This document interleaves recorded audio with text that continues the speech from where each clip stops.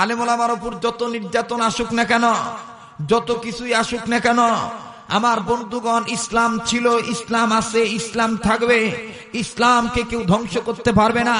যারাই ধ্বংস করতে আসবে তারাই একদিন না একদিন সারখার হয়ে যাবে, ধ্বংস হয়ে যাবে। কথা বলেন ঠিক কিনা? নমরুদের পরিণতি যেমন হয়েছিল, ফেরাউনের পরিণতি যেমন হয়েছিল, এজিদের পরিণতি যেমন হয়েছিল, আবু জাহেল পরিণতি যেমন হয়েছিল, আমার বন্ধুগণ উতবা সাইবার পরিণতি যেমন হয়েছিল, এক কথা ইসলাম বিরোধীদের পরিণতি যেমন হয়েছিল অতীত যুগে, বর্তমানে যারা ইসলাম ধ্বংস করতে চায় তাদের পরিণতি এর চাইতে বড় ভয়ঙ্কর হবে ইনশাআল্লাহ, ইনশাআল্লাহ। কথা বলেন ঠিক কিনা? মাদ্রাসা কার ঘর? যারা বলেন কার ঘর? মসজিদ কার ঘর? আপনারা বলেন আল্লাহর ভগবান কি এক? মন্দির কার ঘর? মন্দির কার ঘর? ভগবানের ঘর। মন্দির ভগবানের ঘর। কথা বলেন ঠিক কিনা? মন্দির কার ঘর? ভগবানের ঘর। আপনারা বলেন ভগবান আর আল্লাহ কি এক? কথা কয় না কেন ভাই? ভগবান আর আল্লাহ কি এক? আমাদের দেশে কিছু বুদ্ধিজীবী বক্তব্য দিতে যেয়ে বলে, ভাই ভগবান যেমন আল্লাহ তেমন। নাউযুবিল্লাহ। বলে মা দুর্গা আসার কারণে ফলনে বৃদ্ধি হয়েছে। সোরার ঘরের সোরা গজব পড়বে একদিন। কথা বলেন ঠিক কিনা? ধোঁকা দিয়া বোকা বানাইছে জনগণকে, তবে এই ধোকলামি সহ্য করবে না আল্লাহ। আল্লাহ এমন গজব দিবে, মামুর বাড়িতে যা পড়বা সোনার বাংলায় জায়গা হবে না ভণ্ড তোরে। কথা বলেন ঠিক কিনা? বলবো না বলবো না? ভয় পাইতেছেন? চলবে না, চলবে না। ইসলামী বিপ্লব চলবে না, চলবে না। নিজে বলবেন, ডান বাম লক্ষ্য করবেন কোন লোকটা জবাব দেয় না। যেই লোকটা জবাব দেবে না মনে করবেন এই লোকটা ওই দলের লোক। চাচার ভিতরে হিসাব খারাপ। কথা বলেন ঠিক কিনা? চলবে না, চলবে না। ইসলামী আন্দোলন চলবে না, চলবে না। তাহলে আমি বলবো চলবেই। আজকের মাহফিল আপনারা বলবেন চলবেই, চলবে। আজকের মাহফিল সামনের লোক চুপ থাকেন দেখি পিছনের লোকের পাওয়ার কেমন। আজকের মাহফিল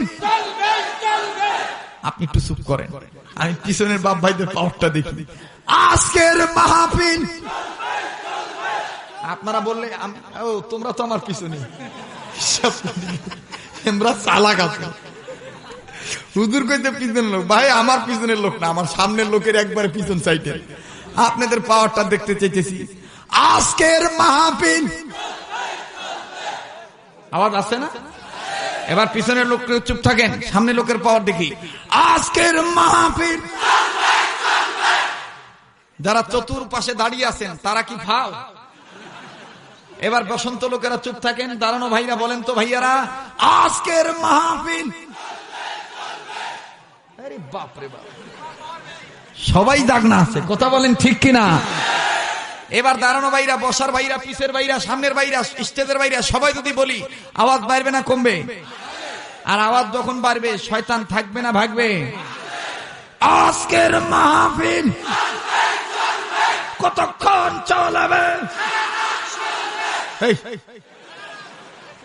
সারা রাত চালাইলে বক্তা বাঁচবে?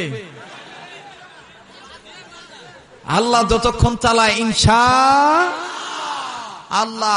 আমার ভাইরা, তাহলে ভগবান আর আল্লাহ কি এক? আমাদের আল্লাহ কয়জন? আল্লাহ কয়জন? আর ভগবান কোটি কোটি কোটি কোটি। তারা 33 কোটি ভগবানের পূজা দেয়। কত কোটি ভগবান? মোটা টিকটিকি দেখলো কয় মা দুর্গা, মা ভগবান, ভগবতী। কথা বলেন ঠিক কিনা? তারা বড় ব্যাং দেখলো বলে এটাই আমাদের ভগবান। তারা বড় গাছ দেখলো কয় এটাই আমাদের ভগবান। মানে ভগবানের শেষ নাই। তাহলে আপনারা বলেন ভগবান 33 কোটি আর আমাদের আল্লাহ কয়জন? আমার আল্লাহর ভগবান কি এক? আল্লাহর স্ত্রীলিঙ্গ আছে? ভগবানের আছে, আছে না? ভগবতী। ভগবানের ভ বাদ দিবেন, থাকে কি? গবান। গবানের গ বাদ দেন, থাকে কি? বান। বানের বা বাদ দেন, থাকে কি? ন। ন মানে নাই, ক্ষমতা নাই, পাওয়ার নাই, যোগ্যতা নাই, কোন শক্তি নাই। কথা বলেন ঠিক কিনা? নিজের গায়ে মাছি পরে মাছি খেতে পারে না, এইটা আবার কিসের আল্লাহ হইল? আরে মিয়া, শুধু মাছি না, কুত্তা গায়ে পেশাব করে ভিজায় দেয়, কুত্তাও খেদাইতে পারে না। এটাকে আমি বানিয়ে বললাম? হাদিসের কথা না। এক ইহুদি শখ করে ভগবান বানাইছে, যারা হাসতেছে হাসতে দেন। ওয়াজ মাহফিলে হাসার দরকার আছে, কান্দারও দরকার আছে। শখ করে ভগবান বানাইছে, বাজারে বিক্রি করতে নিতে যাবে, তো প্রতিমধ্যে পেশাব ধরছে, প্রতিমধ্যে পেশাব ধরছে। লোকটা ডাক দিয়ে কয়, ভগবানকে কান্দে করে তো পেশাব করা যাবে না। ভগবান তো দেখে ফেললে লজ্জা, অতএব ভগবান রে রাস্তার পাশে দাঁড় করাইয়া আর এক পাশে গেছে পেশাব করতে বসতে। তো ওই বেচারা পেশাব করতেছে, আল্লাহর কি মেহেরবানি, কুত্তারও পেশাব ধরছে। কির পেশাব ধরছে? কুকুর। He is a dog. কুকুরের পেশাব ধরছে। তো কুকুর তো আর মানুষের মতন না। কুকুর পেশাব করার আগে এদিক ওদিক তাকায়, নাক দিয়া সঙ্গে এই জায়গায় পেশাব করা যাবে কিনা। আর আমাদের বাংলাদেশের মানুষের কি হইল, বাপ বেটা মিলে কন্ট্রাক্টরি দায়িত্ব নেয়, অন্য মানুষের ওয়াল ভিজি দেয়, রাস্তার পাশে দাঁড়ায় পেশাব করে। কথা বলেন ঠিক কিনা? মানুষ কুকুরের চাইতেও খারাপ হয়ে যাচ্ছে, ঠিক কিনা বলেন? কিন্তু কুকুর পেশাব করার আগে এদিক ওদিক তাকায়, আমার পেশাবের জায়গাটা উঁচা হবে কিনা, আমার পেশাবের জায়গা উঁচা হবে কিনা। কুকুরের পেশাব করার আগে দুইটা আলামত ধরা পড়ে। একটা হইল, কুকুর কিন্তু সব পেশাব এক জায়গায় করে না। পার্বতীপুর থানায় 1 পোয়া, ফুলবাড়ি থানায় 1 পোয়া, আবার চিড়ির বন্দর থানায় নিয়ে করে 100টা, শেষমেশ সৈয়দপুর দেয়া করে আধা পোয়া। কথা বলেন ঠিক কিনা? 2 নম্বর আলামত হইল, কুকুর কিন্তু বসে পেশাব করে না। কুকুরের পেশাবের জায়গাটা উঁচা হইতে হয়, আধা হাত পৌনে একা। তো এই কুকুর পেশাব করার আগে বলতে যে পেশাব করি কই, পেশাব করি কই, এদিক ওদিক তাকায় নজর করে দেখতেছে, হ্যাঁ কয়েকটা হাত উঁচু করে কয়েক ইঞ্চি জিহ্বা বাইর করে দাঁড়ায় আছে। কুকুর কয়, পাইছি, এখানেই পেশাব করা যায়। কুকুর তো আর ভগবান টগবান চিনে না, কুকুর উঁচা হইলেই ছেড়ে দেয়। এইবার কুকুর ডাইন ঠ্যাং উঁচা করে যখন স্পিরিটে স্প্রে করতেছে,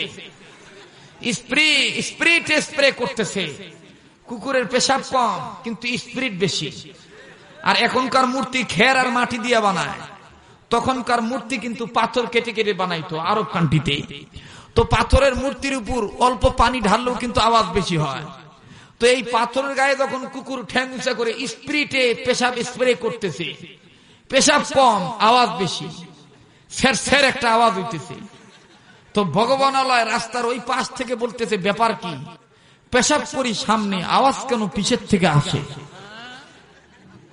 পেশাব করি সামনে, আওয়াজ কেন পিছের থেকে আসে? পিছন দিকে মুখ ফিরে দেখে যে সর্বনাশ, কুত্তা ভগবান বিদে দিতেছে। এবার ওই কোন মতন আদা মাদা পেশাব করে ভগবানকে বাঁচানোর জন্য এই পাশ থেকে ওই পাশের কুত্তা খেদানের নিয়ত করে বলতেছে, থাক থাক, থক থক করতে করে কুত্তায় গেছে। এইবার ভগবানের কাছে যায়, নাক ধরে কয়, তুমি কিসের খোদা? তুমি তো হুদার ঘরের হুদা, তোমারে যাই মানে তাই সব কিছু থাকি দুদা। কথা বলেন ঠিক কিনা? আমাদের আল্লাহ কয়জন? যারা বলেন কয়জন? এই পরিচয়টা কোথায় আছে? আল্লাহর পরিচয় কোথায়? কোরআনে আল্লাহ পাক বলেন, বিসমিল্লাহির রাহমানির রাহিম, কুল হুয়াল্লাহু আহাদ, লিল্লাহি لم يلد ولم يولد ولم يكن له كفوا أحد আল্লাহু আকবার জোরে কোন কোরআন শুদ্ধ করে পড়বেন সারা জীবন হাত ঠিক থাকবে আমাকে আগে যেমন দেখছেন এখনো তো তেমন কি বলেন ঠিক আছে না নাকি বুড়ো হয়ে গেছি কোরআনের পক্ষে থাকবেন সারা জীবন যৌবন ঠিক থাকবে আর কোরআনের বিরোধিতা করবেন হারবাল খাইয়াও ঠিক হবেন না কথা বলেন ঠিক কিনা জোরে বলেন ঠিক কিনা আপনি কোরআন বাদ দিবেন অল্প বয়সে লাঠি হাতে নেওয়া লাগবে কোরআন বাদ দিবেন অল্প বয়সে চশমা নেওয়া লাগবে হে মুসলমান কোরআনের পক্ষে থাকবেন মর্যাদা বাড়ায় দিবে কে জোরে বলেন কে তাহলে সূরা ইখলাস আল্লাহর পরিচয় পত্র 3 বার পড়লে এক কোরআন শরীফ খতম করার সওয়াব আমলনামায় আল্লাহ দিয়ে দিবে মুসলমান কথা যা বলবো সব গুরুত্ব সহকারে শুনবেন কোরআন এমন একটা কোরআন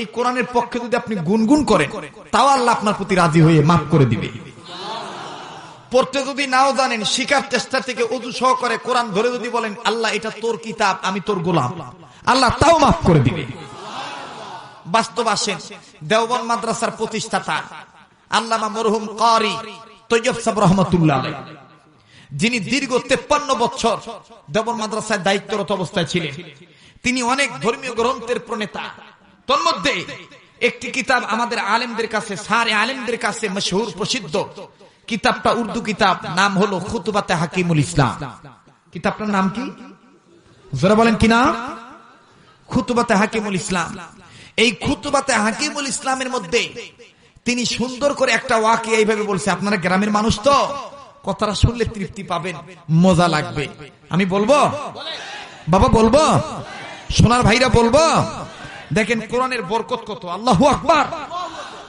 ইন্ডিয়াতে এক এলাকায় মূর্খ এলাকা লেখাপড়া তেমন জানে না এক কৃষক মারা গেছে তো কৃষকের সন্তানেরা কৃষক বাবার লাশ নিয়ে বিপদে পড়ছে এলাকার মুরব্বির কাছে গেছে মুরব্বির কাছে দিয়ে ডাক দিয়ে বলতেছেন দাদা বাবা মারা গেছে বাবার লাশটা কেমনে কি করবো কেমনে ধোয়ামো কেমনে গোসল করামো কেমনে কাপড়ের কাপড় পরামো কেমনে কবরে রাখবো কিছুই তো বুঝি না দাদা আপনি যদি একটু শিখে দিতেন দাদা কয় তোরা যে পথের প্রতীক আমিও সেই পথের প্রতীক আমিও জানি না আমাদের সমাজেও কিন্তু কিছু বুড়া আছে এখনো দেখবেন অর্ধেক জীবন কবরে চলে গেছে ওই তাও আকিজ বিড়ির মুতা ছাড়ে না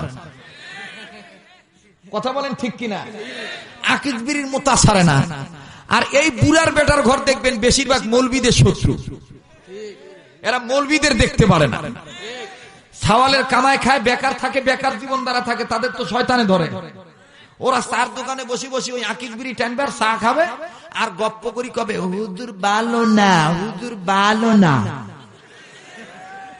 আর আজকে সোনার বাংলায় আলেমরা জেল খাটতেছে আলেমরা কারাবন্দী বিশ্বাস করেন কোন যুবকদের ষড়যন্ত্রের কারণে না এই 1961 সালের এই শয়তান মার্কা বুড়াদের চক্রের কারণে চক্রান্তের কারণে আলেমরা জেলে পস্তাইতেছে কথা বলেন ঠিক কিনা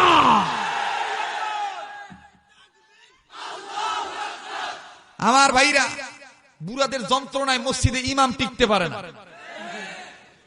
যুবকরা ইমাম রাখে আর বুড়ারা পায়তারা করে শয়তানি করে মসজিদের ইমামকে হটায় কথা বলেন ঠিক কিনা